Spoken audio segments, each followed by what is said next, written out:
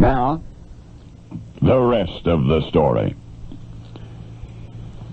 It was in an apartment building in Harlem in the 1930s that young Walker Smith was reared for his first 15 restless years.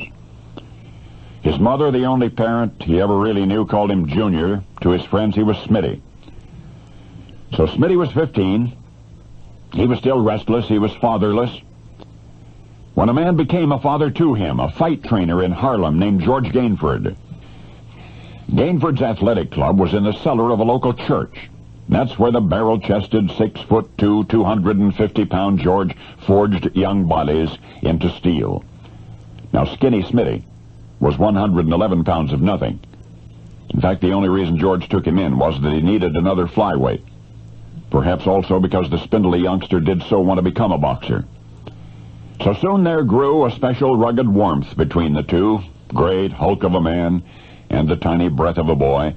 Once when Smitty's mama couldn't meet the rent, was faced with eviction, George, short of cash himself, pawned a cherished watch to place that rent money in Mama Smith's hands.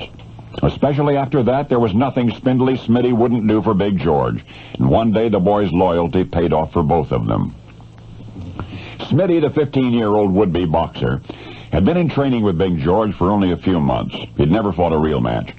One night, George was driving up to Kingston, New York, to an amateur fight club there. The boy begged to be taken along, and he was. "Just remember," said George, "your mama don't want you fighting in the bouts, 'cause you can't beat nobody anyway." Well, those words from this man mountain he so admired made little Smitty all the more determined. Somehow he had to prove himself to Big George. And that night was the night. When George walked in the door, Smitty close by his side, the club promoter approached them. All of the bouts were lined up but one. The star flyweight, a strong, fast young boxer, needed an opponent. "I don't have a flyweight with me tonight," said George. Well, Smitty tugged at the big man's sleeve. He said, "Sure you do." The youngster said, "I'm a flyweight." George took Smitty aside and regarded him skeptically for a long, anxious moment. Then, unable to resist the eager eyes, George said, "All right, I'll let you fight. But don't get careless. The other boy's too tough for you." George presented Smitty to the promoter. Here was his flyweight. The promoter said, "Fine, now let's see his amateur card." All of the participants, you see, needed a card from the Amateur Athletic Union to certify they were amateurs. There were forms to be filed. It was a must. Smitty didn't have a card.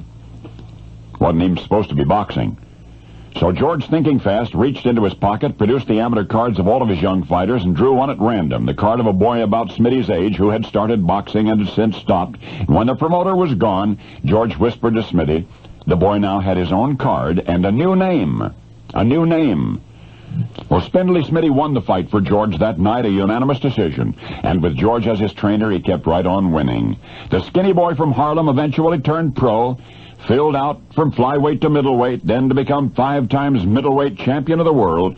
And now when you read about what he did in the ring, you'll remember 2 other men, Big George Gainford, and a young fellow who gave up boxing, whose amateur card gave Smitty his start and his name. The other boy grew up to become a bartender. But it was his name, Smitty, Walker Smith, Jr., immortalized. You never knew Smitty by any other name than his adopted name, Ray Robinson. That's right, Sugar Ray Robinson.